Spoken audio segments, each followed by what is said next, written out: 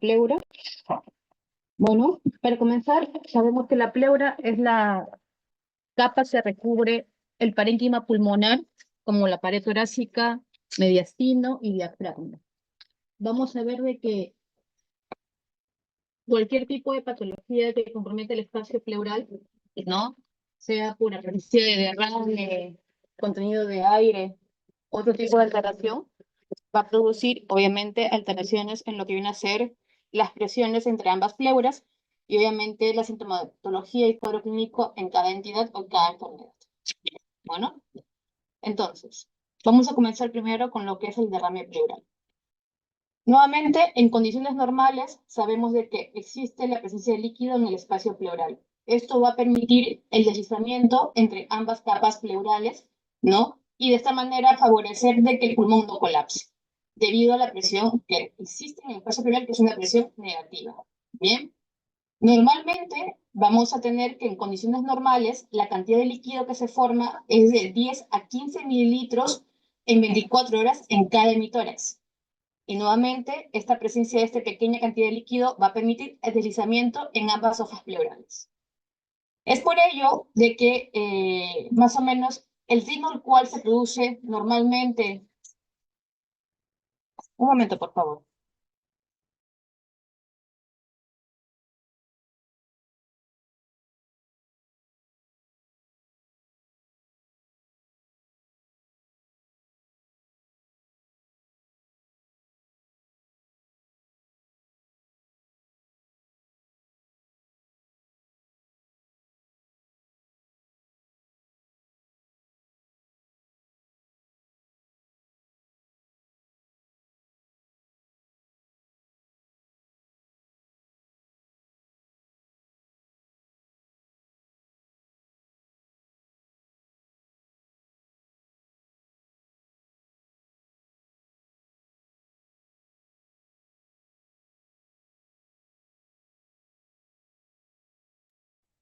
Listo. Entonces, el derrame pleural viene a ser el acceso de líquido en este espacio, debido a desbalances o alteraciones entre las fuerzas que van a permitir o que van a producir este tipo de líquido normalmente en el espacio pleural. Bueno, vamos a ver que la producción como la absorción van a depender de un balance de ciertas fuerzas entre lo que es la presión hidrostática y la presión oncótica. Bien, y es ahí donde si se produce alguna alteración o un desbalance en lo que es la producción y la reabsorción, se produce como consecuencia el acúmulo de líquido. ¿Listo? La presencia de derrame pleural puede ser como consecuencia de alguna patología primaria que compromete la pleura o el parénquima pulmonar, o puede ser de causa extrapulmonar. ¿Listo? Dentro de los mecanismos por los cuales se produce o se llega a establecer la presencia de derrame pleural, tenemos el aumento de la presión hidrostática como la disminución de presión oncótica. Estos dos mecanismos principalmente van a producir, lo que veremos más adelante, la presencia de trasudados en el espacio pleural. Bien, no solamente son los únicos dos mecanismos, también tenemos de que el aumento de la permeabilidad vascular por inflamación a nivel de las capas pleurales van a producir también el acúmulo de líquido en el espacio pleural. Principalmente, uno de los principales métodos o unos de los principales mecanismos fisiopatológicos por los cuales se llegan a producir los exudados es por el aumento de la permeabilidad capilar. Como veremos más adelante, esto puede ser como consecuencia de inflamación, ¿no? Sea de causa infecciosa, causa neoplásica a nivel de las capas pleurales. Aparte de ello, si tenemos una alteración en la reabsorción del líquido pleural por obstrucción del drenaje linfático, que puede verse también en patologías malignas, ¿no? Vamos a tener un aumento en lo que viene a ser la cantidad de líquido a nivel de este espacio.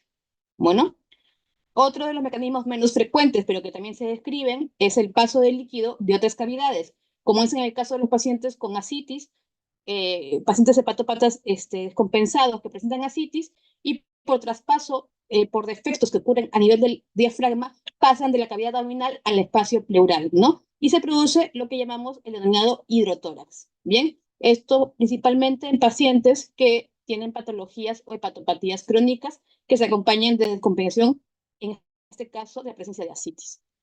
Otro de los mecanismos poco frecuentes, pero también que debemos de conocer, es la rotura o compresión o traumatismo de lo que es el conducto torácico. Como veremos más adelante, la lesión del conducto torácico va a producir algo llamado quilotórax. Y en ocasiones, por la presencia de traumatismos, sean penetrantes, cerrados o iatrogénicos, se puede producir la rotura, ¿no? O traumatismo de vasos, ¿no? Sobre todo los vasos intercostales. Y esto puede producir la presencia de hemotórax en un paciente. Entonces, estos son los distintos mecanismos por los cuales un paciente puede producir o puede llegar a presentar derrame pleural de distintas etiologías, ¿no? Recordar de que dentro de la causa más frecuente, dentro de los mecanismos más frecuentemente vinculados en lo que viene a ser la presencia de trasudado, es el aumento de la presión hidrostática como la disminución de la presión oncótica. Y dentro de los mecanismos que más frecuentemente producen exudados, tenemos el aumento de la permeabilidad capilar, sea esto de causa infecciosa, inflamatoria por colagenopatías, ¿no? Por patologías malignas, etc. Dentro de la presentación clínica del derrame pleural, esta puede ser muy variable y va a depender del volumen, ¿no? Y obviamente de la enfermedad que esté causando la presencia de derrame pleural en el paciente, ¿no? Generalmente la presentación en estos pacientes suele ser aguda, subaguda, y generalmente va a consultar por la presencia de dolor torácico. Un dolor torácico de características pleuríticas, tipo hincada, que suele incrementarse con los movimientos respiratorios y con la tos. Bien, y habitualmente puede ser unilateral, habitualmente, pero eso no quiere decir que no puede tener un compromiso bilateral. ¿Listo? Dentro de lo que, aparte del dolor torácico, el otro síntoma por el cual el paciente consulta o presenta es la presencia de disnea. Y obviamente la disnea va a ser en proporción a la cantidad del volumen que presente el paciente, ¿no? Obviamente, si también presenta otro tipo de patología o comorbilidad, sea cardiopulmonar o otro tipo de enfermedad, también esta disnea puede estar en el contexto de dicha enfermedad. Bueno, y obviamente dentro del examen físico que vamos a hallar en un paciente, vamos a tener lo que es a la inspección, lo que es la presencia del abovedamiento del hemitórax comprometido, ¿no? A nivel de la palpación, lo que es la disminución o abolición de vibraciones vocales, a la percusión, la presencia de matidez, ¿no? Y en la auscultación, la abolición o disminución del murmullo vesicular. Entonces, esos son lo que es el cuadro clínico, ¿no? Y el examen físico que yo voy a hallar en un paciente con derrame pleural. Es así que es muy importante poder establecer una adecuada historia clínica, un adecuado examen físico y en base a eso ver la probable etiología de mi derrame según estas características.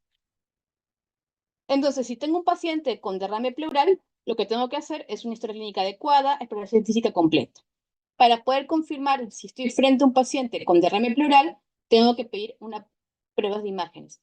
La primera prueba a considerar siempre es una placa de tórax, una radiografía de tórax, en incidencia posterior anterior y lateral, ¿bien? Sobre todo del hemitórax comprometido, el que yo sospeche, y obviamente el que yo sospeche después de hacer una exploración física adecuada. Bueno, entonces, generalmente los derrames pleurales son visibles en una radiografía de tórax cuando en la incidencia posterior anterior, cuando el volumen es a partir o por encima de los 150 mililitros. Bien, volúmenes mucho más pequeños van a ser evidentes, pero en la incidencia lateral. Y obviamente solamente van a producir obturación del seno costodiafragmático posterior. Bueno, pero si ya yo visualizo la presencia de derrame en un paciente en una incidencia posterior anterior, yo puedo determinar que debe tener al menos como mínimo 150 mililitros en el hemitórax comprometido. Bueno, ¿y cuáles son los hallazgos de un paciente con derrame pleural en radiografía? La presencia de una radiopacidad homogénea, que muchas veces va a dibujar una concavidad, llamada curva de Damasio. ¿Listo? Si en caso que el paciente tenga escaso líquido y no pueda ser visualizado en una radiografía posterior anterior o lateral, o no se puede realizar ese tipo de incidencia, podremos solicitar radiografías laterales con incidencia de rayo horizontal, que también ayuda a visualizar derrames pequeños. Bueno, pero actualmente contamos con otro tipo de pruebas de imágenes diagnósticas aparte de la placa de tórax, En ese caso contamos con lo que es la ecografía torácica, ¿no? Esta prueba aumenta la rentabilidad de forma significativa, ¿no? En lo que es el diagnóstico y sobre todo al momento de realizar pruebas invasivas como viene a ser la toracocentesis, porque de esta manera disminuye el porcentaje de complicaciones que se pueden presentar en este contexto. Bueno, ¿y para qué me sirve la ecografía torácica? Sobre todo si tengo derrames pleurales pequeños o están encapsulados o están loculados, ¿bien? Si tengo derrames pleurales de localización atípica, ¿no? Y obviamente, si voy a realizar algún tipo de procedimiento invasivo, sea toracocentesis, sea toracoscopía, me permite ver el punto de ingreso ideal al momento de hacer la exploración en el paciente. Bueno, y de esta manera evitar en mayor medida la presencia de complicaciones tras el procedimiento. Y aparte, la ecografía torácica también sirve para valorar ese tipo de alteraciones, no solamente de derrames pleurales, sino también de motoras, en pacientes que están en unidad de cuidados intensivos y no pueden ser movilizados fácilmente a realizarse pruebas como una placa de tórax o una tomografía. Bien, así que esto de las ventajas que presenta este estudio de imágenes es muy importante. La tomografía también es útil en la valoración del derrame pleural. No es una prueba que se pida a todos los pacientes con derrame pleural, pero sí, sobre todo en aquellos pacientes en los cuales tengan compromiso a nivel del parénquima pulmonar y sospecha de malignidad. Bueno, entonces en esos pacientes estoy obligado a solicitar una tomografía de tórax para identificar mejor ese tipo de lesiones. Y en el caso que sea tributario del paciente, también puede realizar estudios como biopsias guiadas, biopsias percutáneas guiadas por guía tomográfica. Bien, así que los estudios que yo puedo realizar, las pruebas de imágenes, son múltiples en el derrame pleural. Tengo que saber cuándo utilizarlos, en qué momento usarlos, ¿no? Y en qué tipo de pacientes. Esa es una radiografía, la primera en la parte lateral izquierda, donde vemos un derrame pleural, una radiopacidad, mejor dicho, homogénea, que abarca casi prácticamente todo el hemisferio izquierdo, ¿no? Vemos la obturación evidente del seno cosdiafragmático izquierdo y vemos la curva que se dibuja en un derrame pleural, ¿no? Que es la curva de Masó. Este derrame de un volumen significativo está produciendo el deslizamiento del mediastino hacia el lado contralateral, tanto de la tráquea como de la estructura cardíaca y el resto de lo que es el mediastino. Bueno, eso puede verse en derrames pleurales de gran volumen o masivos. Aquí, en esta radiografía, ¿no? Tenemos la incidencia posterior anterior, ¿no? Y aquí en la incidencia lateral, ¿no? Aquí lo que podemos apreciar es aparentemente una elevación de lo que es el hemidiafragma derecho, ¿no? Y eso está en relación a lo que viene a ser un derrame de localización subpulmonar. ¿Bien? Entonces, muchas veces la localización de los derrames no son del todo típicos, ¿no? No van a dibujar la típica curva de Damasó, ¿no? Muchas veces se van a localizar por debajo del parénquima pulmonar y van a dar esta imagen que se ve en el lado derecho, ¿no? Donde impresiona un aumento, bueno, una elevación del hemidiafragma derecho, y eso no corresponde al hemidiafragma derecho, sino corresponde a la cantidad de líquido, ¿no? O de derrame que se ubica por debajo del pulmón. Bien, por eso se llama, o hay que sospechar cuando ves estas imágenes de un derrame de localización subpulmonar. Y en la radiografía lateral izquierda, lo que vemos aquí es la presencia de derrame a nivel cisural, ¿no? En este caso, a nivel de la cisura mayor. Bien. Entonces, cuando hay presencia de líquido, ¿no? Se produce esta imagen a nivel cisural, se dibujan muy bien las cisuras, ¿no? Y esto, obviamente, muchas veces puede aparentar la presencia de masas o tumores, ¿no? Entonces, es lo que se llamaba tumores evanescentes o masas evanescentes, ¿no? Pero en sí, esto tiene que ver con la presencia de líquido intercisural, ¿no? Si en el caso esta presencia de líquido sea en el contexto de un paciente con falla cardíaca, si comenzamos un tratamiento diurético adecuado, veremos de que se resuelven estas imágenes de forma adecuada, ¿no? Entonces, muchas veces hay que saber de que la presencia de derrame pleural no es lo característico, ¿no? Que hay localizaciones específicas o especiales, ¿no? Y obviamente eso va a depender de la historia clínica y el examen físico que yo le practique a mi paciente. Nuevamente, la tomografía, ya se ha mencionado que es un estudio que también se plantea en el derrame pleural, sobre todo cuando hay lesiones a nivel del parénquima que no puedo visualizar adecuadamente en una placa de tórax, y si hay sospecha de malignidad, mucho más indicado la realización de la tomografía torácica. para visualizar mucho mejor este tipo de lesiones. En esta tomografía vemos la presencia de una efusión pleural izquierda, ¿no? Con la presencia de la pleura tanto visceral como parietal engrosadas, en el contexto probablemente de un derrame paraneumónico complicado. Entonces, una vez que establezca ya el diagnóstico de mi paciente, bien, tengo que saber las características del líquido que presenta este paciente con derrame pleural. Para eso tengo que realizar una toracocentesis. Bien, en las guías actuales recomiendan que la toracocentesis debe ser realizada siempre que se pueda con guía ecográfica. Bueno, vamos a cuantificar con la ecografía la cantidad de líquido, la zona de punción y así evitar complicaciones durante mi procedimiento y hacer el procedimiento mucho más rentable. Bien, la rentabilidad es, ¿cómo se llama? Obviamente es mucho mejor así yo realice solamente toracocentesis o si realizo toracocentesis con biopsia, ¿no? O sea, es mucho más rentable si yo llego a visualizar la zona donde yo voy a hacer el estudio no correspondiente. Nuevamente, el estudio de líquido pleural no solamente puede ser por toracocentesis. Muchas veces tenemos que realizar otro tipo de estudios un poco más invasivos.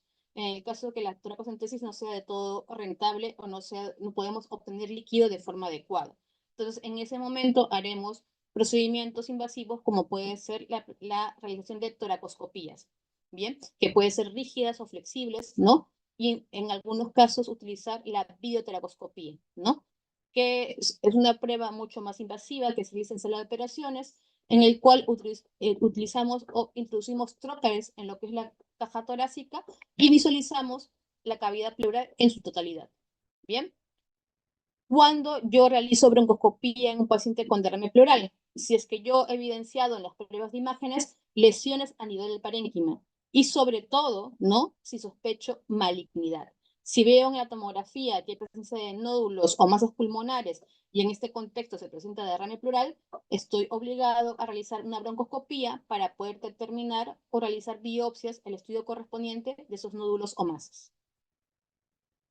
Entonces, una vez que yo tenga la sospecha clínica de derrame pleural, hago mi historia clínica, exploración física adecuada, confirmo el diagnóstico con una prueba de imagen, primera prueba de imagen a realizar, una placa de tórax. Bueno, una vez que ya planteé el diagnóstico, ya lo realicé, voy a proceder a realizar una toracocentesis, ¿no? Que, como vuelvo a repetir, debe ser guiada ecográficamente siempre que sea posible. Bueno, la tomografía, como la broncoscopía, ya hemos mencionado que debe realizarse en el contexto de lesiones a nivel de parénquima, sobre todo si sospecha malignidad. Bueno, muchas veces la toracocentesis va a ser suficiente para llegar a tener el diagnóstico, ¿no? del líquido, ¿no? Pero muchas veces vamos a tener que realizar otro tipo de estudio, como es la toma de biopsias pleurales, que pueden ser transparietales, ¿no? A ciegas, con guía ecográfica o mediante toracoscopía.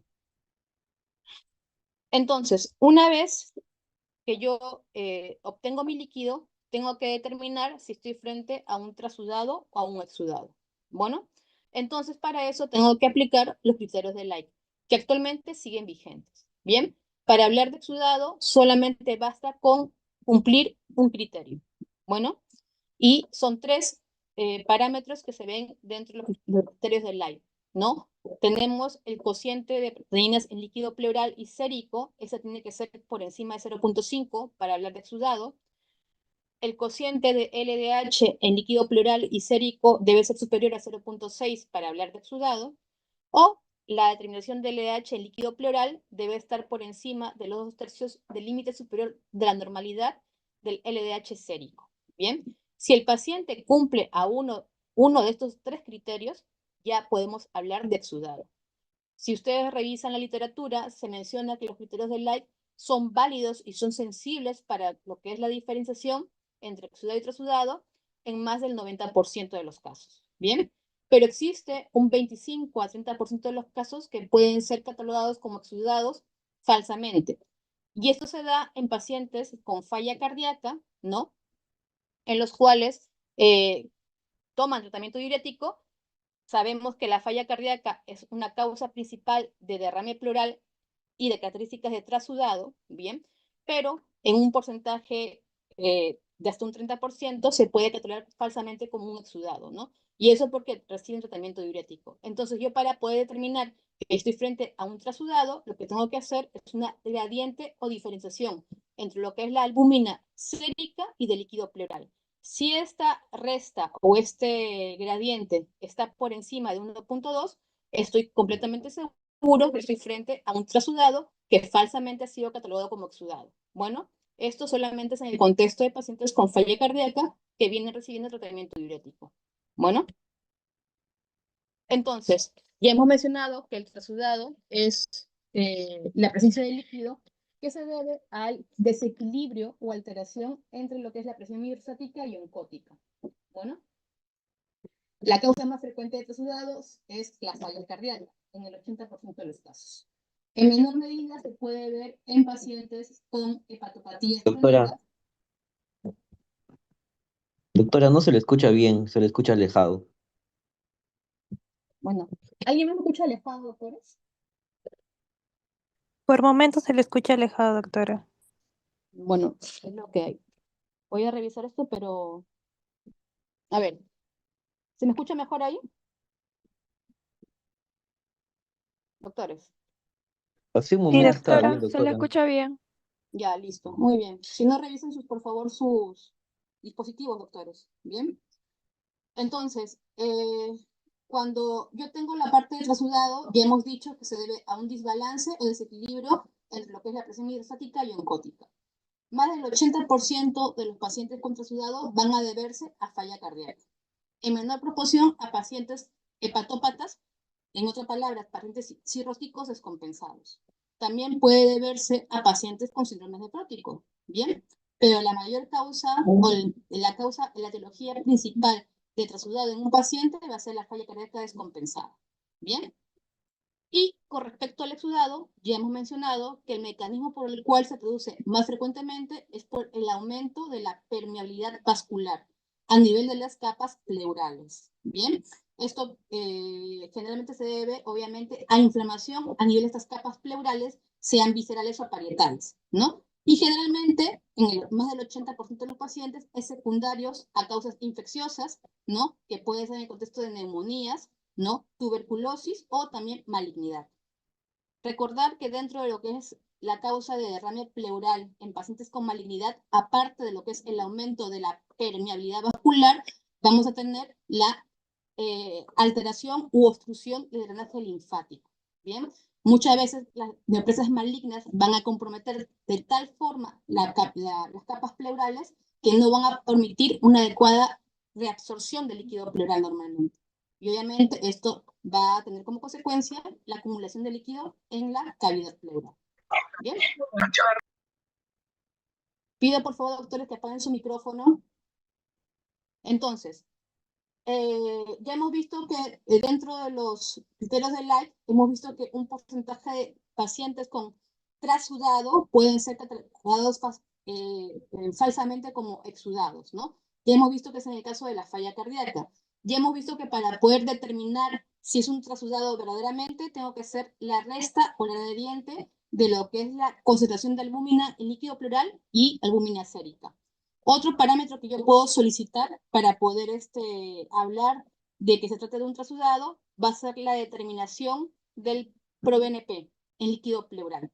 No es algo que se realice de forma rutinaria, pero es una opción que yo puedo tener o puedo solicitar en el caso que me quede duda que ese derrame pleural efectivamente es un trasudado y está en el contexto de falla cardíaca descompensada. Bueno, en el tiempo o con los años se han intentado agregar otros criterios para hablar de exudado en el líquido pleural. Entre ellos viene a ser la determinación de colesterol líquido pleural o el cociente de colesterol líquido pleural y sérico, ¿no? Debemos conocerlos, debemos saberlos, pero hasta el momento los criterios de Light siguen siendo vigentes para poder diferenciar un líquido en trasudado o exudado, doctores. ¿Bien? Entonces, dentro de la etiología del derrame pleural, vamos a tener lo siguiente. Si yo estoy frente a un trasudado, ¿bien? ya lo he determinado por criterios de Light, ¿no? Y clínicamente, historia clínica, examen físico, me dicen que es un trasudado, por ejemplo, un paciente con falla cardíaca, no requiero mayor estudio. ¿Bien? Si ya determiné que es un trasudado, dejo ahí ¿cómo se llama? Continuar con el estudio, ya sé que es un trasudado, en el contexto de falla cardíaca, trato la etiología, no trato la enfermedad en este caso, y no requiere más estudios. Pero, si mi líquido pleural, al momento de hacer los criterios del Light, son compatibles con exudado, eso sí requiere realizar mayores estudios para determinar la etiología de ese exudado. ¿Ok?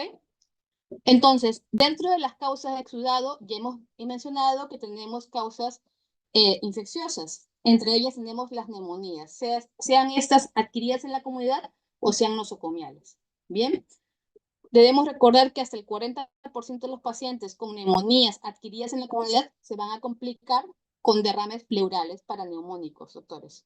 Y generalmente ese tipo de complicación se ve en los extremos de la vida. Bien, tanto en la infancia como en pacientes de edad avanzada. Bien, y se dice, dependiendo de las revisiones que ustedes puedan realizar en la literatura, que hasta más o menos un 30 a 40% de estos derrames paraneumónicos van a desarrollar o van a presentarse como NPMs. ¿Listo? Bueno.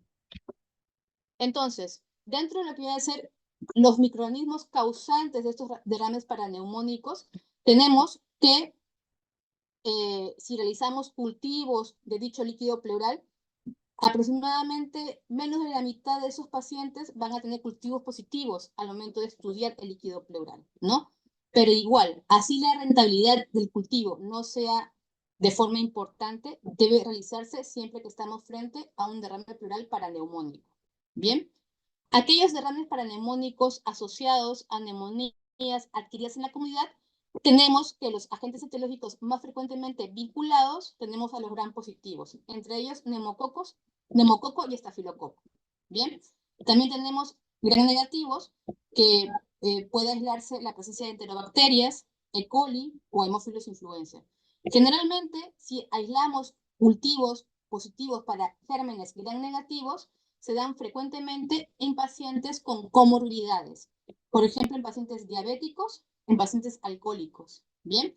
Entonces, en esos pacientes, si es que en algún momento desarrollan derrames pleurales en el contexto de una neumonía adquirida en la comunidad, tenemos que tener en cuenta que dentro de los gérmenes que pueden generar frecuentemente ese tipo de complicaciones, tenemos a las bacterias gram negativas, que deben ser consideradas al momento de plantear tratamiento antibiótico empírico. Bueno, también otro tipo de pacientes que están predispuestos a presentar derrames pleurales paraneumónicos causados por gram negativos van a ser aquellos pacientes que tengan alguna condición que les produzca aspiración. Bien. Dentro de los derrames paraneumónicos de causa nosocomial, la gente más frecuentemente encontrado, si es que tenemos cultivos positivos, es el Staphylococcus aureus.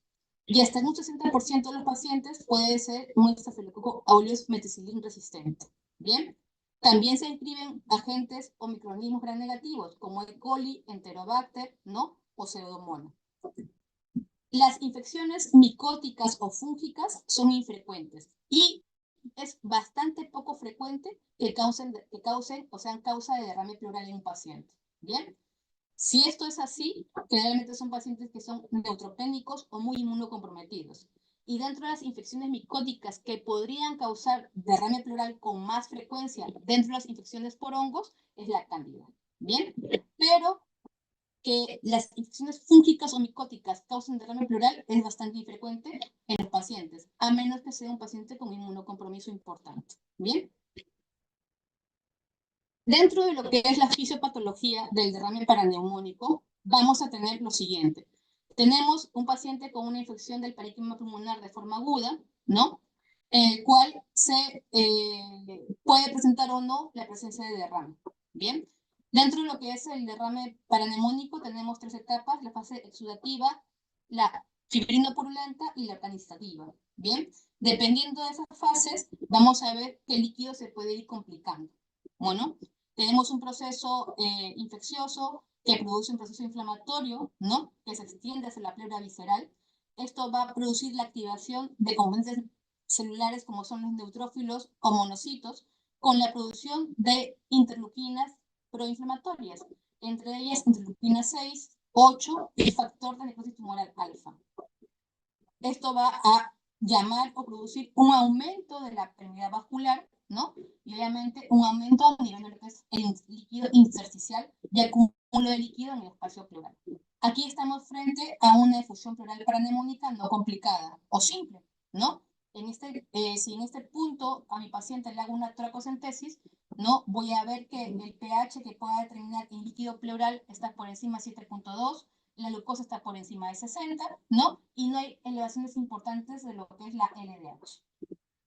Si esto continúa, paso de una fase exudativa a una fase fibrino-purulenta, vamos a ver que mi líquido, que en un primer momento era estéril, ¿no? No había presencia de bacterias, ya hay pacientes ya en esa fase de lo que es el derrame paraneumónico, puede presentar cultivos positivos a nivel de líquido pleural, ¿no? Hay una mayor proliferación de lo que vienen a ser los polimorfos nucleares, mayor, obviamente, componente inflamatorio, ¿no? En este punto, si yo hago una toracocentesis, el pH comienza a caer por debajo de 7.2, la glucosa comienza a caer por debajo de 60, el líquido pleural, ¿no? Y con aumentos significativos de lo que es la concentración del LDH. Bueno, ya el aspecto del derrame de líquido es turbio, ¿bien? Y aquí se comienza a formar la presencia de fibrina, que puede dar como producto o como consecuencia la presencia de loculaciones o tabicaciones. ¿Bien? Es así que esto puede quedar como un derrame paraneumónico complicado con presencia de loculaciones o puede dar lugar a la presencia o formación de pus en la cavidad pleural. A esto vamos a llamar empiema. Bueno, una vez que tengamos pus en la cavidad pleural, vamos a llamarlo empiema, ¿no? Y podemos pasar a una tercera etapa que es la fase organizativa. Este empiema puede ser libre, ¿no? O ya puede haber presencia también de loculaciones. Entonces ya hablamos de un empiema complicado.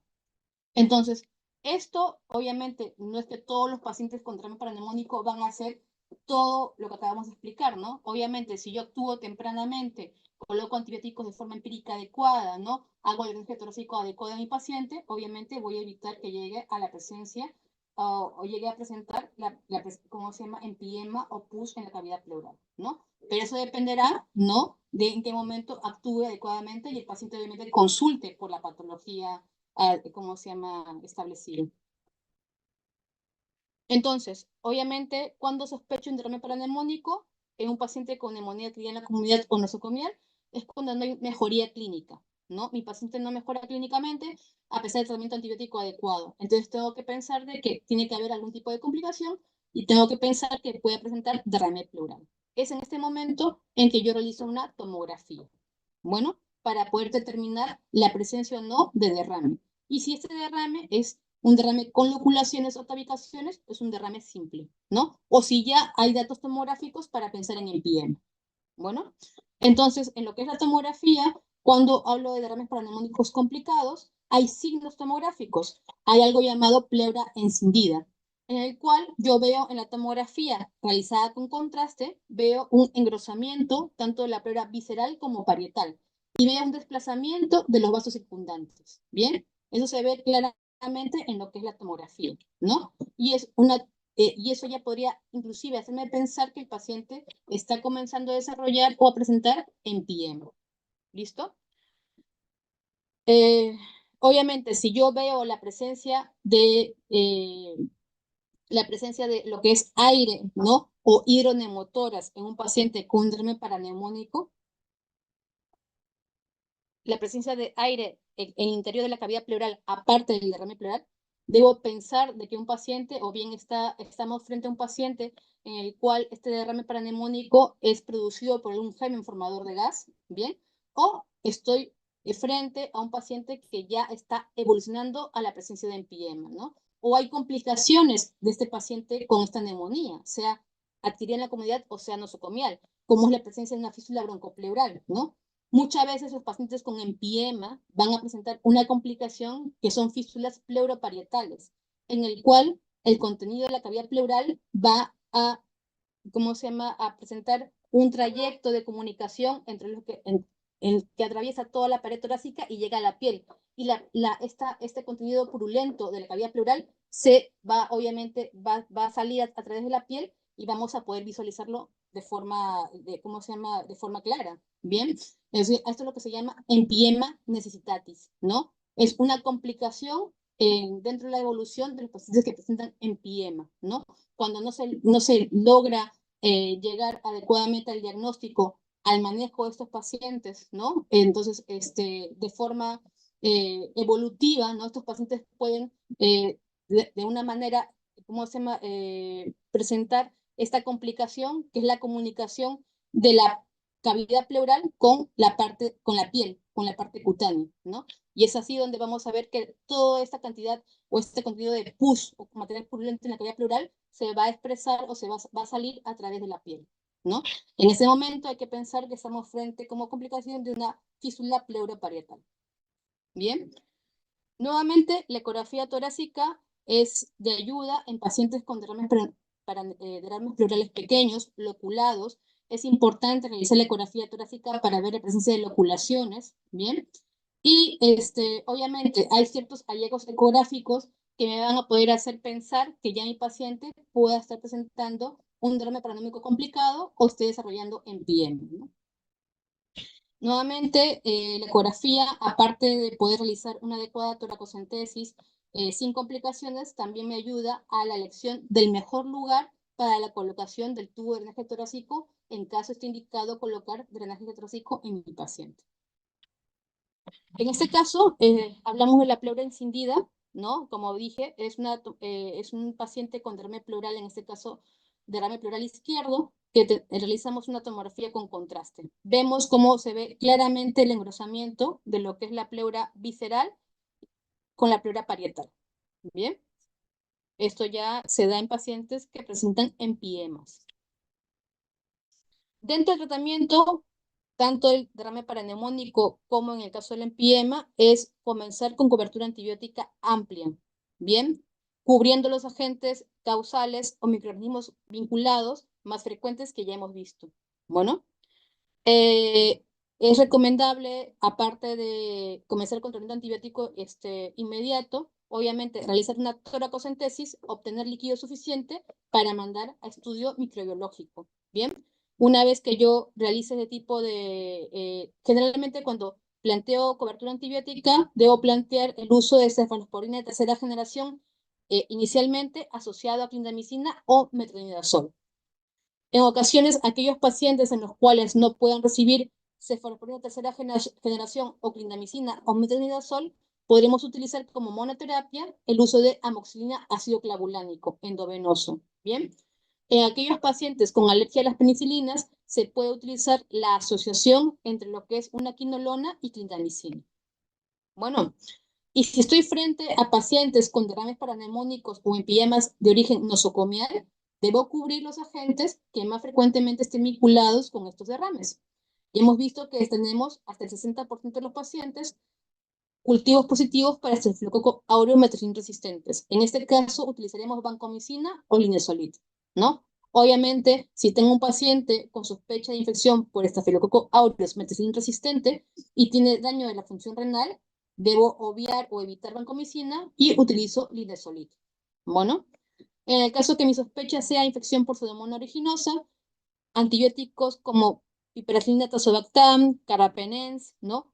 O cefalexin de tercera generación con cobertura para Pseudomonas más metronidazol pueden ser opciones válidas. Bien, el uso de aminoglucósidos en este tipo de pacientes con este tipo de cuadros clínicos no es del todo recomendado, ya que hay una escasa penetración de este tipo de antibióticos a nivel de la cavidad pleural. Así que en la medida de lo posible hay que evitarlos.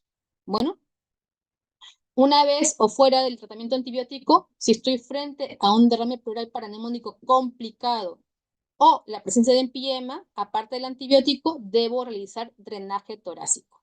Bien, eso puede ser con la colocación de catéteres pleurales, ¿no? Dentro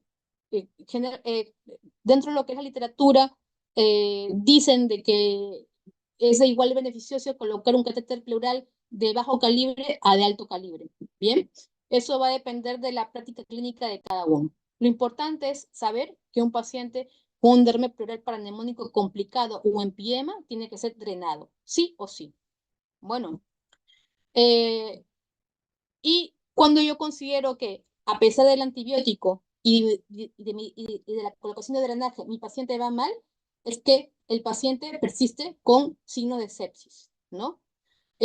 Aquí tengo que pensar en varias cosas. O bien, mi colocación fue inadecuada, no estoy en el espacio pleural adecuadamente.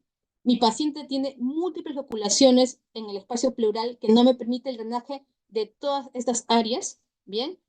Probablemente inicié tardíamente el antibiótico o no es el antibiótico adecuado a mi paciente, ¿no? O tengo complicaciones como son presencia de fístulas broncopleurales o pleurocutáneas. Bien, entonces en estos casos tengo que plantearme que he fracasado el tratamiento que yo he instaurado de forma temprana. Bien, dentro de lo que viene a ser el manejo del derrame pleural paranemónico y empiema, fuera de los antibióticos y fuera de lo que es el drenaje, que está completamente indicado, se debe utilizar sustancias que son fibrinolíticas. Lo que busca el uso de fibrinolíticos en esos pacientes es evitar la formación de tabicaciones o loculaciones. ¿Listo? Y obviamente facilita la llegada del antibiótico al espacio pleural. Por eso es muy importante, una vez colocado mi tubo de drenaje, utilizar el uso de fibrinolíticos. Bien, dentro de los fibrinolíticos que utilizamos para el manejo de este tipo de pacientes tenemos lo que es la estreptoquinasa, la uroquinasa o la alteplasa. Bueno, el uso de fibrinolíticos ha mostrado beneficio en la disminución de días de drenaje como estancia hospitalaria en esos pacientes. Así que también es muy importante dentro del manejo de pacientes con derrames paranemónicos complicados y empiema. La única contraindicación para poder utilizar fibrinolíticos es la presencia de fístula broncopleural. Si sospecho que hay fístula broncopleural, entonces no está contraindicado el uso de este tipo de medicamentos. ¿Listo? Dentro de las causas de derrame pleural o exudado, aparte del paranemónico, tenemos otra causa infecciosa muy frecuente en nuestro medio, que es la tuberculosis. Bien, la tuberculosis es un derrame que se produce debido a la rotura de un foco gaseoso pulmonar de ubicación subpleural. Lo que va a permitir se produce una respuesta inmunitaria, ¿no? A nivel de la cavidad pleural, esto aumenta lo que es la permeabilidad vascular y se produce lo que es el derrame pleural.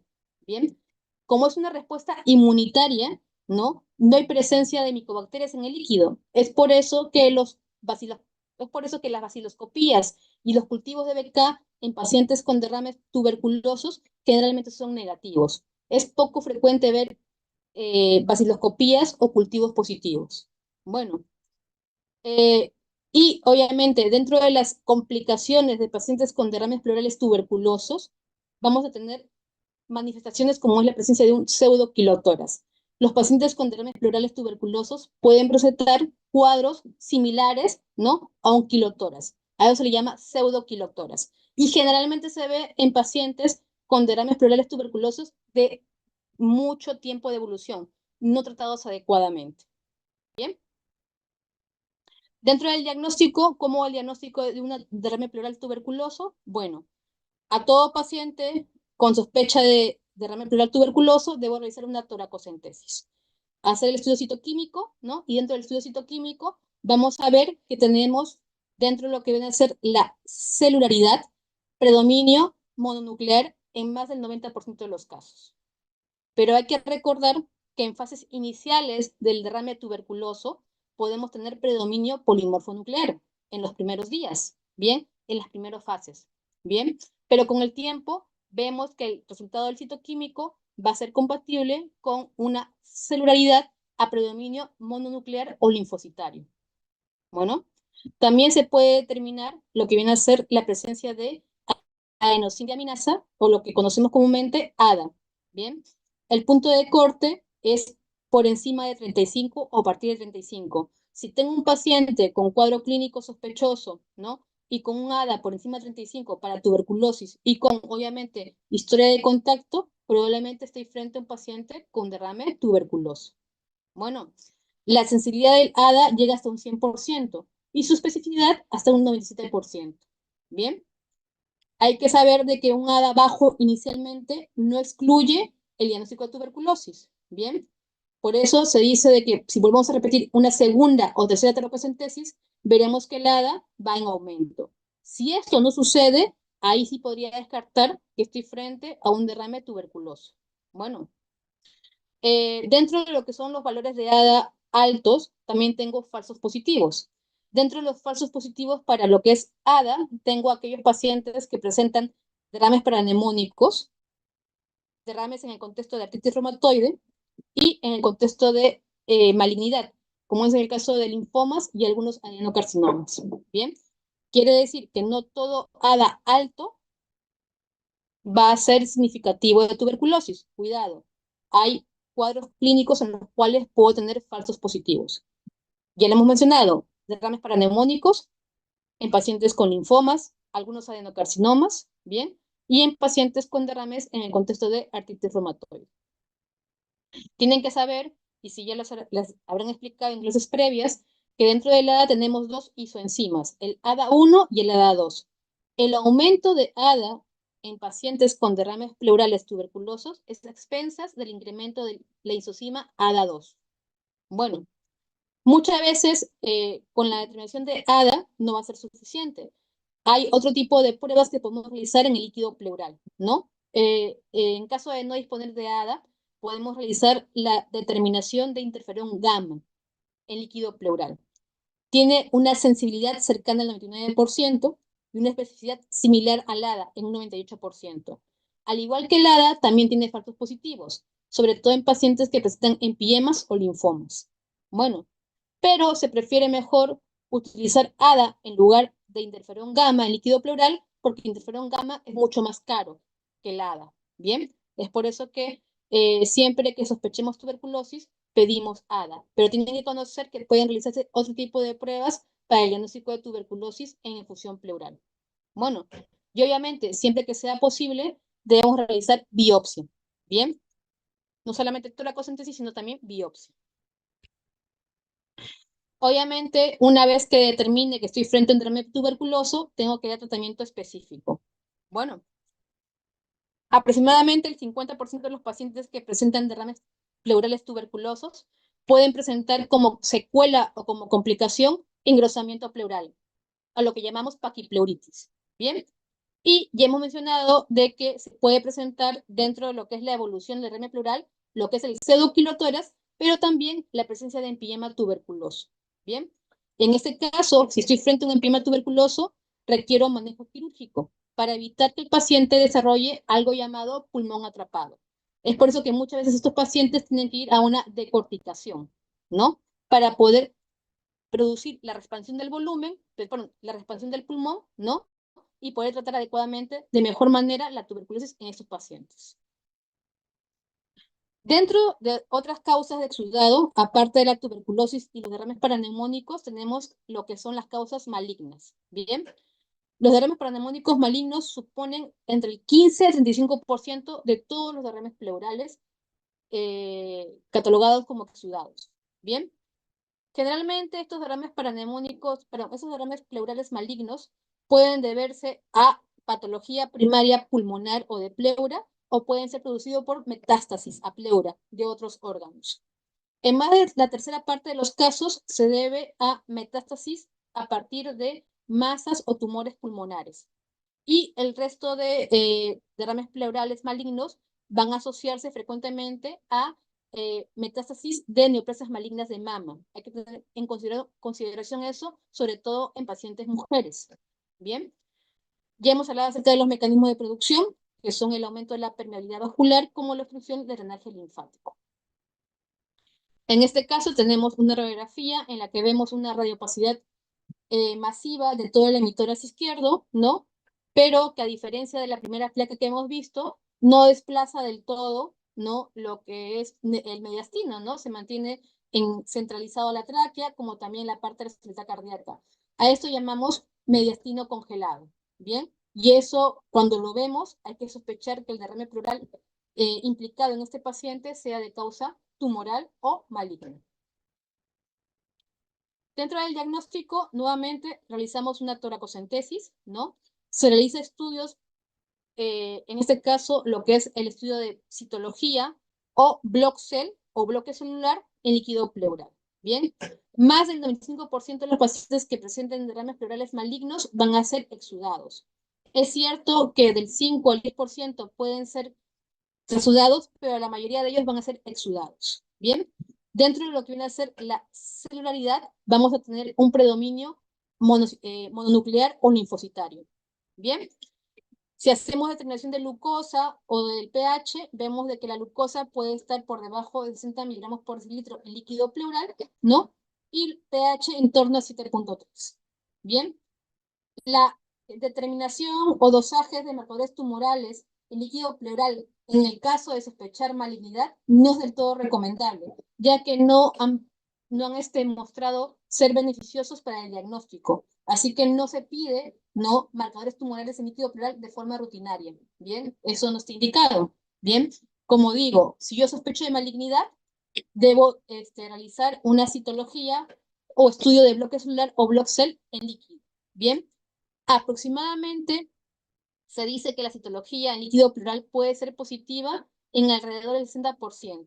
Bien, y esta rentabilidad puede aumentar al 87% si hago una segunda toracocentesis, una segunda citología en líquido pleural. Bien, generalmente las citologías suelen ser positivas si estoy frente a derrames pleurales malignos secundarios o como consecuencia de metástasis de cáncer de mama, ovario y otros adenocarcinomas. Bien, se ha visto de que la rentabilidad o sensibilidad diagnóstica de la citología sumada con el bloque celular puede llegar a estar establecida por encima del 70%. Es por eso de que en aquellos pacientes en los cuales sospeche malignidad, debo pedir estudio de citología o PAP y bloque celular conjuntamente para aumentar mi rentabilidad diagnóstica. Bien, y siempre que sea posible realizar una biopsia, sobre todo si tenemos lesiones, ¿no?, a nivel de la pleura que sean tributarias de biopsia, sea por guía ecográfica o tomográfica, ¿no? Podemos realizar esos, ¿cómo se llaman?, los estudios con biopsia y aumentar la rentabilidad diagnóstica en estos pacientes. Muy bien. Entonces, las biopsias pleurales pueden ser con aguja guiada tomográfica o ecográficamente, que aumenta el rendimiento diagnóstico, bueno, o mediante toracoscopía. Bien, entonces, al momento de realizar una toracoscopía en un paciente, en el caso que la citología o la biopsia transparietal no hubieran sido del todo rentables, hago un estudio invasivo como es la toracoscopía. La toracoscopía es un procedimiento invasivo que me permite visualizar toda la cavidad pleural y visualizar las alteraciones que se pueden presentar a nivel de la pleura visceral o parietal y biopsiar dichas lesiones. ¿Listo? Una vez establecido que estoy frente a un derrame pleural maligno, debo iniciar tratamiento dirigido a la neoplasia maligna primaria, sea esta pulmonar, pleural o extrapulmonar. ¿Listo? Para esto, el uso de quimioterapia, radioterapia está indicado. Bien, en aquellos pacientes que presenten derrames recidivantes o recurrentes, que es bastante frecuente en derrames pleurales malignos, habrá que realizar la colocación de catéteres pleurales o drenajes torácicos de forma permanente, ¿no? O en su defecto, si no es posible o el paciente no desea eso, realizar toracocentesis evacuadora de forma periódica, ¿no? Eso en el caso de que los derrames sean de tal volumen que produzcan dificultad respiratoria en mi paciente. Bien, pero esto ya es el manejo de pacientes ya además de forma paliativa, ¿no? Son pacientes de que por sí ya no van a responder a quimioterapia, no van a responder a radioterapia, ¿no? No son tributarios de cirugía y obviamente en estos pacientes, ¿no? Solamente queda el manejo paliativo. Bien, en algunos pacientes con derrames pleurales malignos podemos realizar un procedimiento llamado pleurodesis. La pleurodesis, doctores, es un procedimiento en el cual yo voy a favorecer, ¿no?, lo que es la unión entre la pleura parietal y la pleura visceral, mediante la administración de ciertas sustancias químicas, como puede ser la bleomicina o talco u otro tipo de sustancias, para producir que estas pleuras se peguen y no volver a formar más líquido pleural, ¿no? Ese es el manejo en ese tipo de pacientes con derrames malignos, ¿no? Y que sobre todo ya son de manejo paliativo. Otras causas de derrame pleurales son las enfermedades sistémicas. Tenemos lo que viene a ser la artritis reumatoide y el lupus eritematoso sistémico. Son las dos enfermedades o coagulopatologías que pueden presentar dentro de esa evolución la presencia de fusión pleural.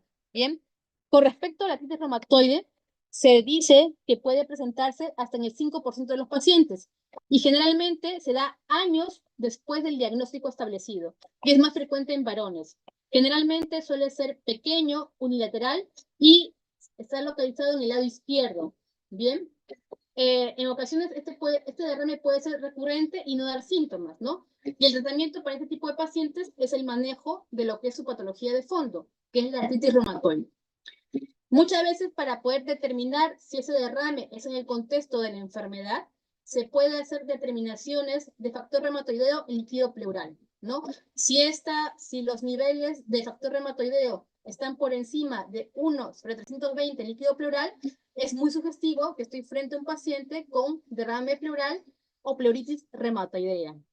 Bien, en el caso de los pacientes con LES, se dice que hasta un 30-50% de los pacientes con LES pueden presentar derrame pleural dentro de lo que es la evolución de la enfermedad. Con frecuencia suele ser bilateral, pequeños, ¿no?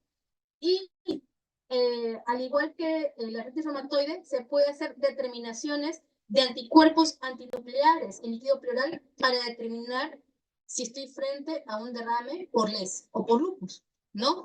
Si encuentro títulos de anticuerpos antinucleares por encima de 1/360, es sugestivo de derrame por LES. Pero hay que recordar de que esto no es patognomónico de LES, porque yo puedo encontrar títulos elevados en algunos pacientes con derrames malignos, como vienen a ser los linfomas. Bien, por eso es muy importante tener en cuenta el cuadro clínico, si existe una actividad de la enfermedad, etc. Y el tratamiento para este tipo de pacientes con derrame en el contexto de LES es el tratamiento de la enfermedad de base.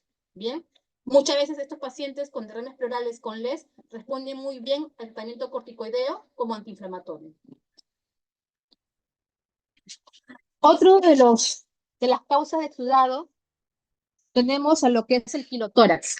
Bien, el quilotórax viene a ser la acumulación de líquido linfático en la cavidad pleural. Y esto se va a deber a lo que es la rotura u obstrucción del conducto torácico, que puede ser de causa traumática o puede ser de causa neoplásica. Bien, para yo hablar de quilotórax, doctores, tengo que tener la determinación de insolios en líquido pleural. Si los insolios en líquido pleural están por encima de 110, hago el diagnóstico de quilotórax.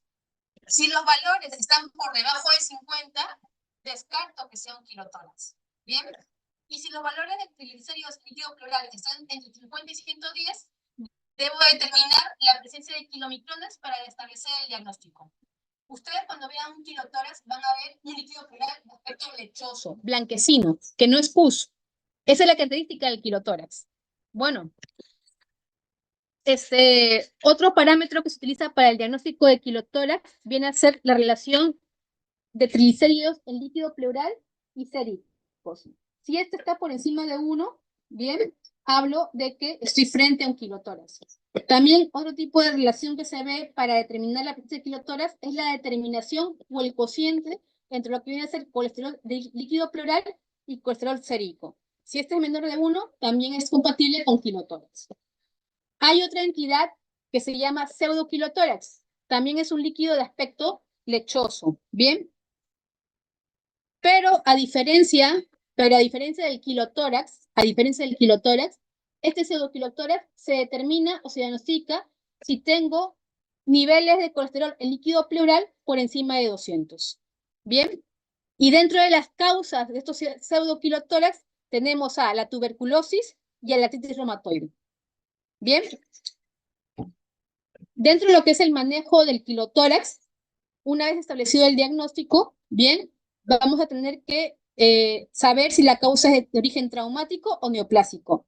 Dependiendo de eso, voy a iniciar tratamiento primero conservador o médico, que implica lo que es el manejo nutricional o dietético. A estos pacientes con quilotórax se les recomienda dietas ricas en hidratos de carbono, ricas en triglicéridos, ¿no? Ricas en proteínas y baja en grasas, ¿bien? Muchas veces va a ser necesario el uso de nutrición parenteral en estos pacientes. A veces con el tratamiento dietético no es suficiente. Vamos a tener que utilizar medicación como viene a ser la somatostatina o el octrótide para el manejo de esos pacientes. Y a veces tampoco va a ser suficiente el tratamiento médico con fármacos ni dietético. Y estos pacientes van a tener que ser sometidos a drenajes torácicos de forma recurrente. Si eso no es suficiente, ya el manejo es quirúrgico. Bien, en aquellos quilotórax de origen traumático, en los cuales tenemos drenajes por encima de 1 litro en 24 horas, bien, más de una semana, el manejo es completamente quirúrgico, ¿no? O si es un paciente con quilotórax con pérdidas continuas, ¿no? O donde ya el paciente tiene un compromiso nutricional importante, ¿no? El tratamiento es quirúrgico. El tratamiento quirúrgico consiste en lo que es la ligadura del conducto torácico, ¿bien? En algunos pacientes va a ser necesario realizar pleurodesis, ¿bien? O pleurectomía. Pero esto depende de cada paciente y depende de la etiología del quilotórax. ¿Bien? Bien. Otra patología frecuente en lo que es el espacio pleural, aparte del derrame pleural, tenemos al neumotórax. ¿Qué es el neumotórax, doctores? Es la presencia de aire en el espacio pleural.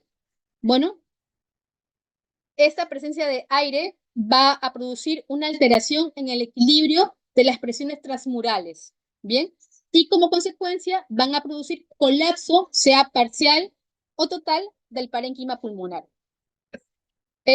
Muchas veces la clínica o la sintomatología en un paciente va a depender de su reserva funcional. Bien, no es lo mismo un neumotórax en un paciente aparentemente sin lesión pulmonar a presentar neumotórax en un paciente ya con una enfermedad pulmonar crónica, con alteraciones importantes en el parénquima pulmonar. Bien, dentro de lo que viene a ser la etiología o las causas de neumotórax van a ser múltiples. La clasificación va a depender de la etiología, como veremos más adelante, ¿no? O de los mecanismos por los cuales se producen. La causa más frecuente de neumotórax es la traumática. Bien. Dentro de lo que es la epidemiología, se describe que el neumotórax espontáneo primario, que veremos más adelante, es más común en hombres. Generalmente son pacientes varones, delgados, fumadores, ¿no? Altos. La incidencia se describe o varía de 7. La incidencia varía de 7.4 por 100.000 habitantes por año en Estados Unidos a 37 por 100.000 habitantes por año en el Reino Unido, para que vean que la incidencia de este tipo de patología difiere dependiendo de la región en la cual se analicen. Y obviamente es mucho más frecuente en pacientes jóvenes. Bien, eso con respecto al neumotórax espontáneo primario. Cuando hablamos de neumotórax espontáneo secundario, es mucho más frecuente en pacientes también varones, pero en pacientes a partir o por encima de los 55 años. ¿Listo?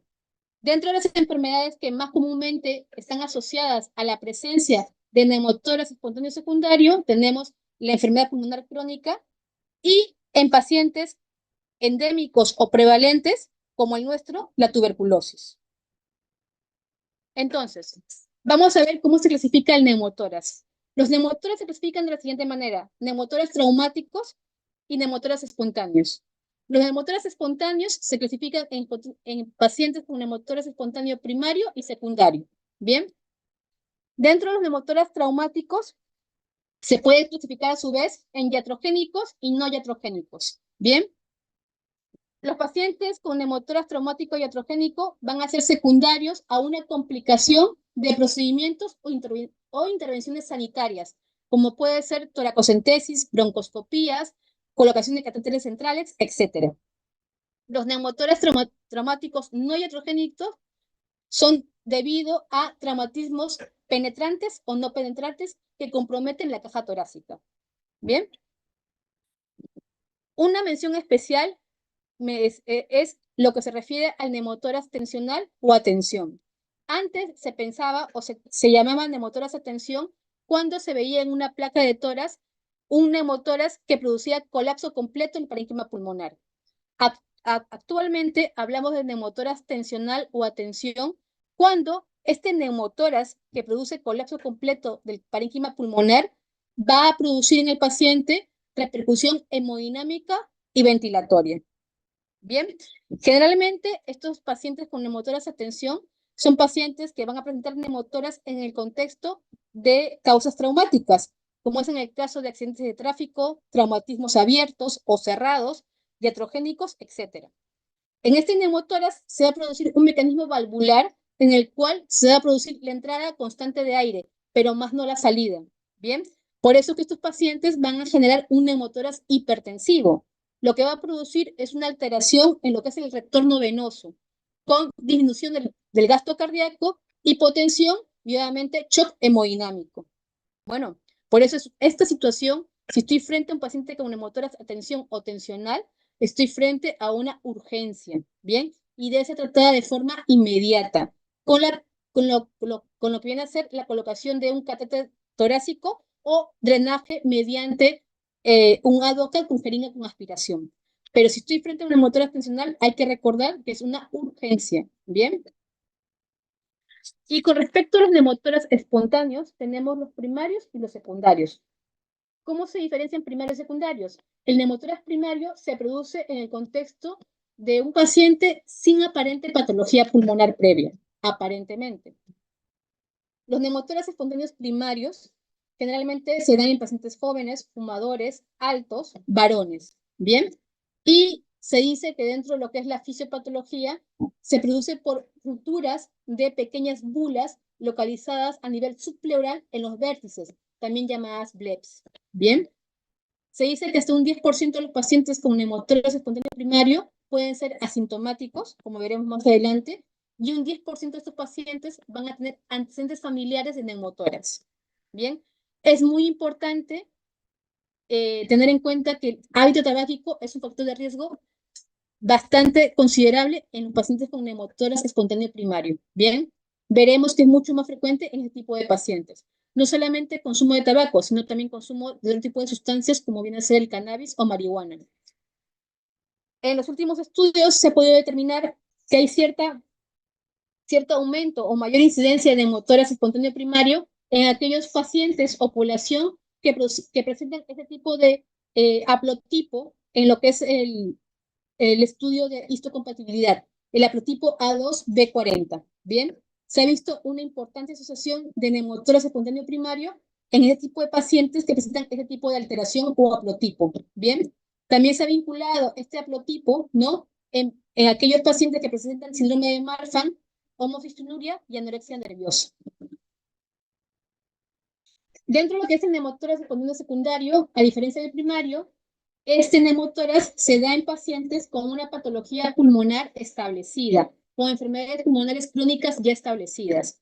Ya hemos hablado que la enfermedad pulmonar más comúnmente asociada al neumotórax espontáneo secundario a nivel mundial es la enfermedad pulmonar obstructiva crónica. Pero en países endémicos como el nuestro, la tuberculosis también juega un papel muy importante.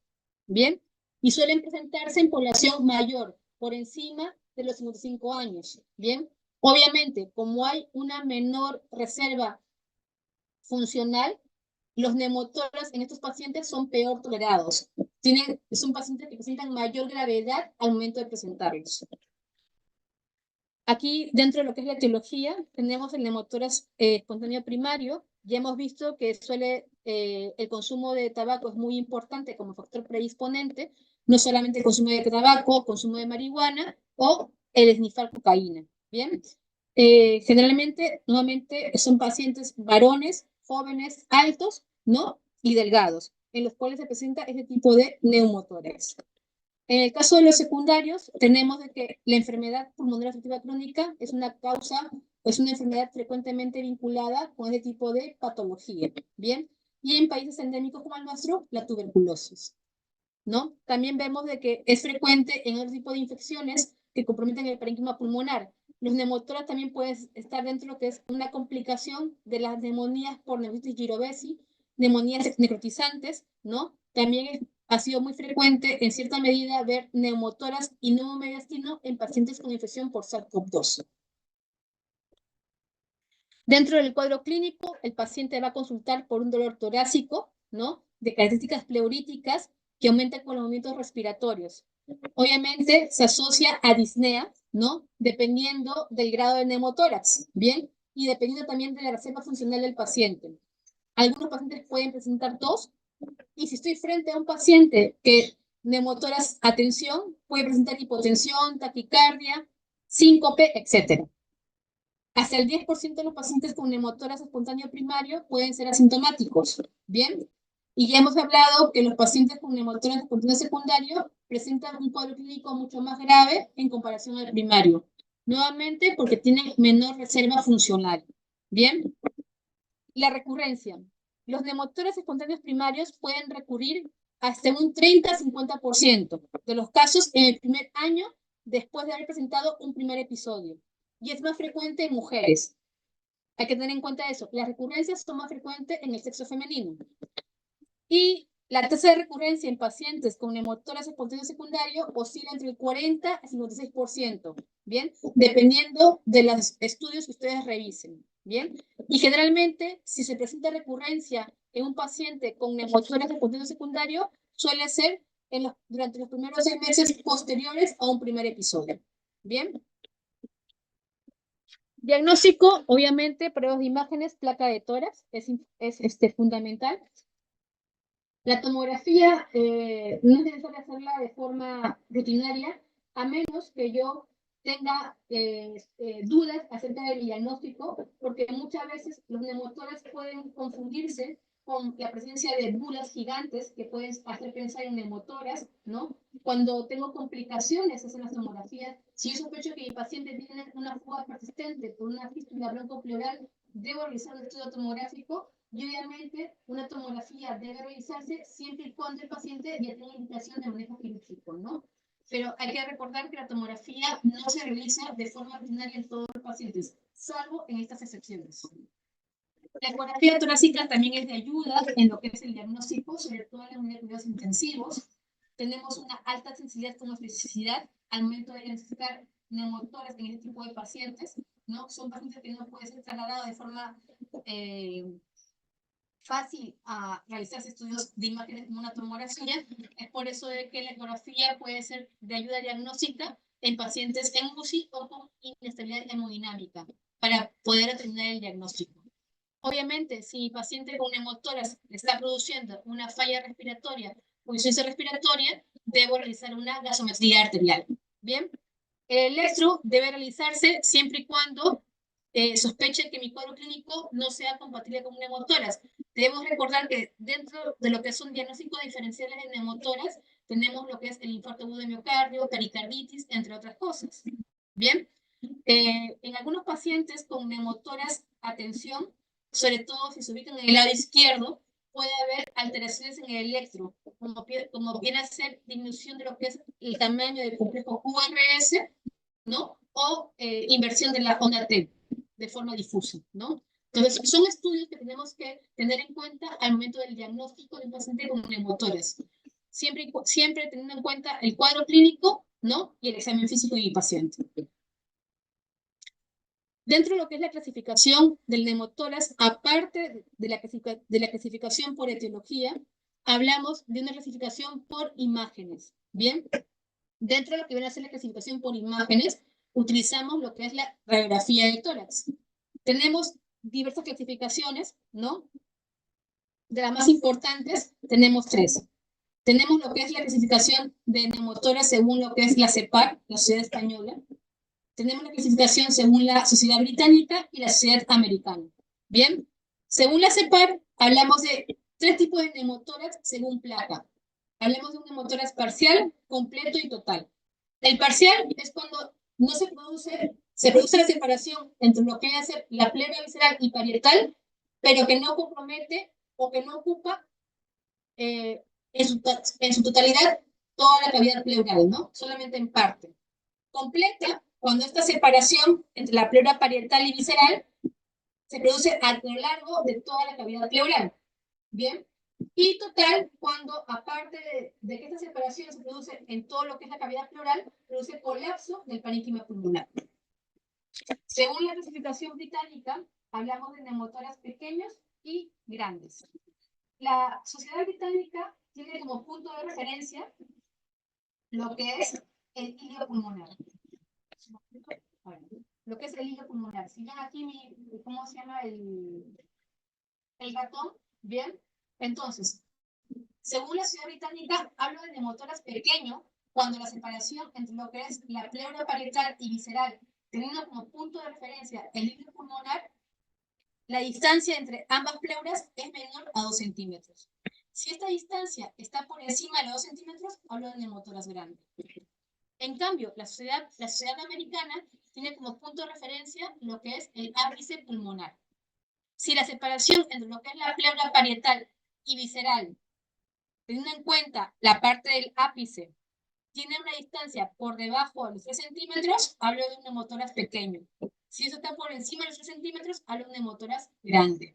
Bien, estas son clasificaciones que tenemos que tener en cuenta, primero, para determinar el grado de neumotórax que tengo en el paciente y también para ver el manejo. Bien, aparte, es una forma práctica y fácil de poder clasificar neumotórax.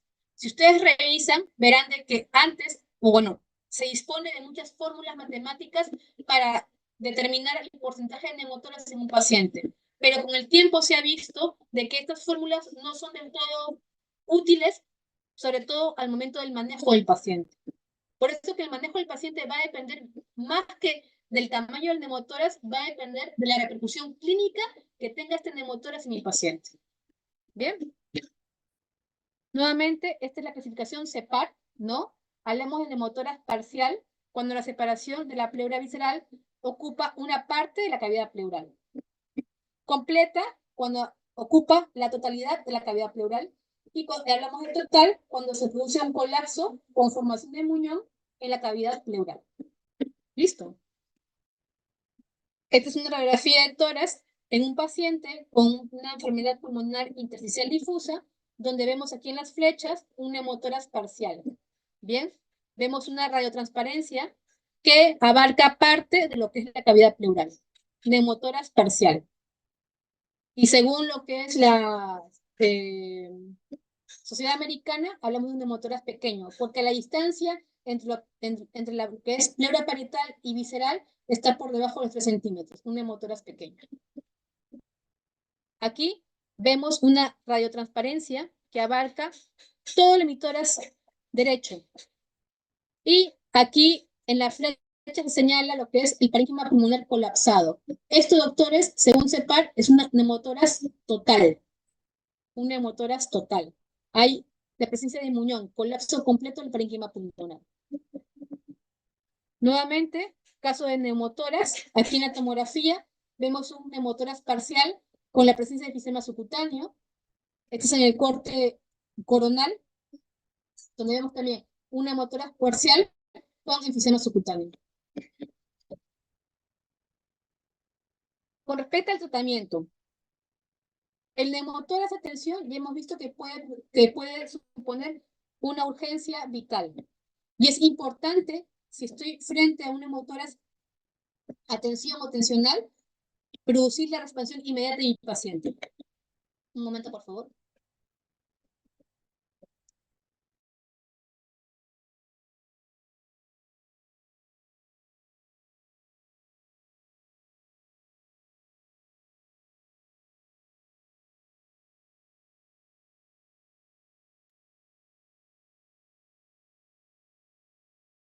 Entonces, si estoy frente a un neumotórax a tensión o tensional, que repercute hemodinámicamente y ventilatoriamente en mi paciente, debo realizar el drenaje torácico inmediato. Esto puede ser mediante aspiración con jeringa o mediante la colocación de un drenaje torácico, sea catéter pleural o sea tubo de drenaje de mayor calibre. Bien, pero tengo que expandir a este paciente. En el caso que no esté frente a un neumotórax tensional, ¿no? Estoy frente a un neumotórax, sea parcial, completo o total, ¿no? Puedo tomar primero medidas generales. El manejo del dolor es muy importante en estos pacientes, sobre todo para favorecer que el paciente evite tener respiraciones superficiales por el mismo dolor. Bien, el reposo relativo también evita el dolor desencadenado por el movimiento en el paciente, ¿no? Antes se decía que el paciente debería mantenerse en reposo absoluto, pero actualmente no existe evidencia con respecto a eso. Así que con un reposo relativo es suficiente. Si el paciente está con una insuficiencia respiratoria en el contexto del neumotórax, debo dar oxigenoterapia. ¿Bien? Y se ha demostrado que la oxigenoterapia aumenta la velocidad de resolución o reabsorción del neumotórax. Según lo que es la Sociedad Británica, recomienda que si vamos a administrar oxigenoterapia, deberíamos administrar flujo de oxígeno suplementario por encima o a partir de los 10 litros por minuto, para poder manejar o para poder favorecer esta reabsorción mucho más rápidamente. Y obviamente, si el paciente tiene el antecedente de tabaquismo, tiene que dejarlo inmediatamente, porque este es el factor más importante para evitar recurrencias con respecto al neumotórax. Entonces, si estoy frente a un paciente con neumotórax espontáneo primario, pequeño, ¿no? Que no le produce mayor repercusión en el paciente, pues podemos tener un manejo conservador. Podemos observar al paciente unas 12, 24 horas en emergencia, ¿no? O utilizar probablemente oxigenoterapia para favorecer su resolución. Y si esto se resuelve en el lapso de 24 horas, dar de alta. Si esto no es factible, tenemos que proceder a lo que es el drenaje, que puede ser por aspiración simple, con un abocat delgado y una jeringa, o mediante la colocación de catéter o tubo torácico. Listo.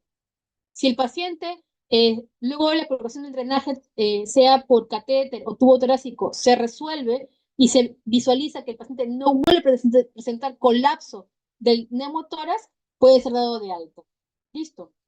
El tratamiento quirúrgico en los pacientes con neumotórax espontáneo primario están indicados en aquellos pacientes que no resuelven el neumotórax a pesar de haberse colocado catéteres pleurales o tubos torácicos.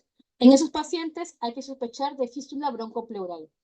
Si estoy frente a un segundo episodio de neumotórax, bien, si estoy presente a un paciente con neumotórax bilateral, también indicación de manejo quirúrgico. Si tengo un paciente que ha tenido antecedentes de un neumotórax en el lado contralateral, también es de manejo quirúrgico. Pacientes con neumotórax de tensión que no resuelven con una aspiración simple o colocación de catéter o tubo de drenaje, también son indicativos de manejo quirúrgico. Bien. En el caso de los pacientes con neumotórax espontáneo secundario, generalmente esos pacientes, como tienen patología pulmonar de base, se recomienda el ingreso hospitalario. Bien. Al igual que los neumotórax espontáneos primarios, se puede utilizar la oxigenoterapia para ayudar a la resolución, ¿no?, del neumotórax, ¿no? Pero hay que tener precaución en pacientes que tienen tendencia a ser retenedores de CO2 con respecto a la administración de oxigenoterapia a alto flujo. Generalmente estos pacientes con neumotórax espontáneo secundario van a resolver este tipo de cuadro clínico luego de la colocación de catéter pleural o tubo torácico. Bien. Y si estoy frente a un paciente que ya tiene recurrencia o ha tenido un segundo episodio de neumotórax, es recomendable realizar una pleurodesis para evitar nuevos episodios. Ya hemos visto que la recurrencia es bastante frecuente, por encima del 50% en los primeros 6 meses luego de un primer episodio. Bien. Y en algunos pacientes en los cuales la pleurodesis no va a ser del todo efectiva, van a tener que ser sometidos a manejo quirúrgico, sea por biotoracoscopía, pleurotomía o toracotomía abierta. Listo. Por último, el último cuadro que vamos a ver es lo que respecta al mesotelioma. El mesotelioma es el tumor maligno más frecuente que se da como punto primario a nivel pleural. Su origen es a partir de las células mesoteliales. Pero el mesotelioma no solamente se puede dar solamente en la cavidad pleural, también puede darse a nivel pericárdico, peritoneal y en la túnica vaginal. ¿Bien? Pero más del 80% de los casos van a ser de origen pleural. El principal factor de riesgo para el desarrollo del mesotelioma va a ser la exposición a asbesto. ¿Listo? Generalmente se da en población mayor a partir de los 60 años y sobre todo en varones. ¿Bien? Generalmente el mesotelioma se da décadas o años después de la exposición a asbesto. Por eso muchas veces es un poco complicado tener la relación de exposición con el desarrollo de la enfermedad. Más o menos, una vez establecido el diagnóstico de mesotelioma, la supervivencia en estos pacientes es bastante pobre. el pronóstico es bastante sombrío, ¿bien? Generalmente se habla de una supervivencia de 20 meses si estoy frente a pacientes con diagnóstico de mesotelioma, estadios 1 y 2, y solamente una supervivencia de 12 meses de un año en estadios más avanzados como pueden ser el 3 y el 4, ¿bien? En algunos pacientes, no solamente la exposición al asbesto se ha visto vinculado con el desarrollo de mesotelioma, también se ha visto que la mutación en determinados genes, no, en este caso con el gen BAC1, que es un gen supresor de tumores, también está relacionado con lo que viene a ser el desarrollo de mesotelioma en algunos pacientes. Bien, y generalmente esta mutación es de herencia autosómica dominante. Dentro de lo que viene a ser la clasificación histológica del mesotelioma, tenemos que el mesotelioma, según hallazgos histopatológicos, puede ser epiteloide, sarcomatoide o mixto. El tipo histológico más frecuente es el epiteloide, que comprende más del 60% de los casos. Bien, y el sarcomatoide más o menos comprende del 10 al 15% y un 20-30% es de estirpe mixta. Bien, el tipo de histológico sarcomatoide es el que tiene peor pronóstico. El que tiene peor pronóstico. Si un paciente es diagnosticado de mesotelioma de estirpe epiteloide, tiene un mejor pronóstico en comparación a los de tipo sarcomatoide. Pero en general, el pronóstico de estos pacientes es bastante pobre una vez que se realiza el diagnóstico. Dentro del cuadro clínico del paciente, ¿por qué consulta? Nuevamente, dolor torácico de características pleuríticas, ¿bien? Es un dolor bastante intenso, que no calma con medicación analgésica de forma fácil, ¿bien? Pacientes que pueden presentar disnea, dependiendo del grado o el volumen de derrame pleural, pueden presentar disnea en menor o mayor grado. Puede hacerse tos, sudoración nocturna, pérdida de peso, hiporexia, astenia, etc., ¿no? Dependiendo de si existe o no invasión a nivel de lo que es el plexo braquial, lo que es la vena cava superior, pericardio, etcétera, se pueden presentar síntomas asociados a invasión local por el mesotelioma o la misma neoplasia. Bien, la presencia de síndromes paraneoplásicos en este tipo de pacientes es infrecuente, es muy raro. Bien, y generalmente dentro del examen físico lo que va a llamar más atención es un examen físico compatible con derrame pleural. Bien, es cierto que el derrame pleural está presente en más del 80% de los casos de los pacientes con mesotelioma, pero hay un porcentaje de pacientes, hasta un 25%, que pueden cursar sin derrame pleural. Bien, en estos casos se puede visualizar la presencia de masas pleurales o engrosamiento pleural de forma irregular sin derrame. No es lo habitual, no es lo más frecuente, pero también tenemos que saber que el mesotelioma puede tener una presentación sin derrame pleural. Bien. Dentro del diagnóstico, pruebas de imágenes, placa de tórax, bien, en primera instancia, ¿no? Para poder valorar mejor la pleura parietal y visceral, hay que hacer una tomografía con contraste, bien. Y obviamente determinar si todo es pleural o hay otro tipo de alteraciones a nivel del parénquima pulmonar. Una vez realizado el diagnóstico, hay que realizar una toracocentesis y obviamente una biopsia pleural.